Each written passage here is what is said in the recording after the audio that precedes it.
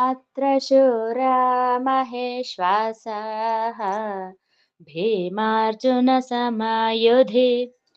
युयुधानो विराटश्च ద్రుపదశ్చ మహారథః.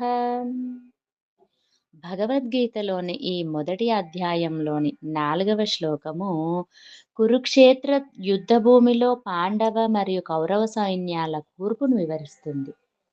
ఈ శ్లోకము దుర్యోధనుడు తన గురువు ద్రోణాచార్యులతో పాండవుల పక్షాన ఉన్న బలమైన యోధులను వర్ణించే సందర్భంలో వస్తుంది. దుర్యోధనుడు పాండవుల సైన్యంలో ఉన్న ముఖ్యమైన శూరులను మహారథులను పేర్కొంటూ వారి శక్తి సామర్థ్యాలను వివరించడము ఈ శ్లోకం యొక్క సారాంశం.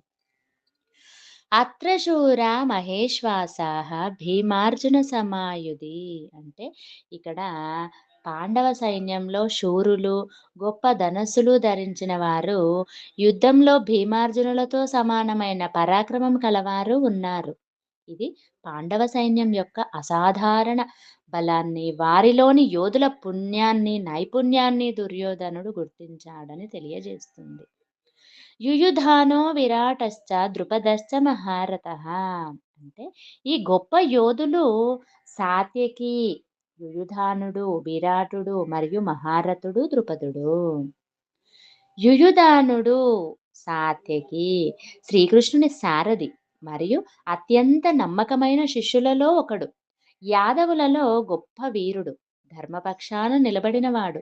ఇతడు పాండవులకు బలమైన మద్దతుదారు.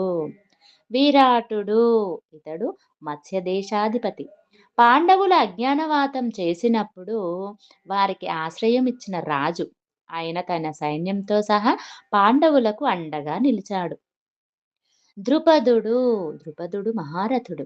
పాంచాల దేశాధిపతి. ద్రౌపది తండ్రి మరియు దృష్టద్యుమ్నుని తండ్రి. ద్రోణాచార్యునికి చిరకాల ప్రత్యర్థి. ఇతడు మహారథః అని పిలువబడ్డాడు. అంటే ఒకేసారి వేల మంది ధనుర్ధాదులతో పోరాడగల సామర్థ్యం కలవాడు. ఈ శ్లోకం ద్వారా దుర్యోధనుడు తన భయాన్ని, పాండవ సైన్యం యొక్క బలాన్ని గుర్తించడాన్ని మనం గమనించవచ్చు. బాహ్యంగా ఇది యుద్ధంలో ప్రత్యర్థుల బలాన్ని వివరిస్తున్నప్పటికీ అంతర్గతంగా ఇది మన ఆధ్యాత్మిక ప్రపంచంలో ఎదురయ్యే అడ్డంకులను, వాటిని అధిగమించడానికి మన ధైర్యాన్ని, స్థిరత్వాన్ని ఎలా పెంపొందించుకోవాలి అనే దానికి ప్రతీకగా కూడా చూడవచ్చు. ధర్మాన్ని రక్షించే వారికి భగవంతుని అండ ఎలా ఉంటుందో కూడా ఈ శ్లోకం పరోక్షంగా సూచిస్తుంది.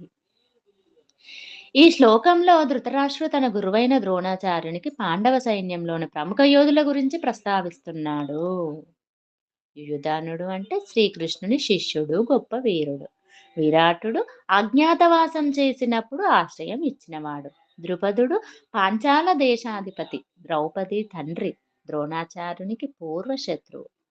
ధృతరాష్ట్రుడు ఈ యోధుల పేర్లను ప్రస్తావించడం ద్వారా తనలోని భయాన్ని, పాండవ సైన్యం యొక్క బలాన్ని గుర్తించినట్లు తెలుస్తుంది.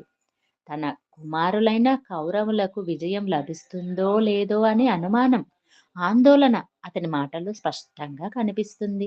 ఇది యుద్ధ ప్రారంభానికి ముందు రాజుల, యోధుల మానసిక స్థితిని, వారి బలబలాలను అంచనా వేసే విధానాన్ని సూచిస్తుంది.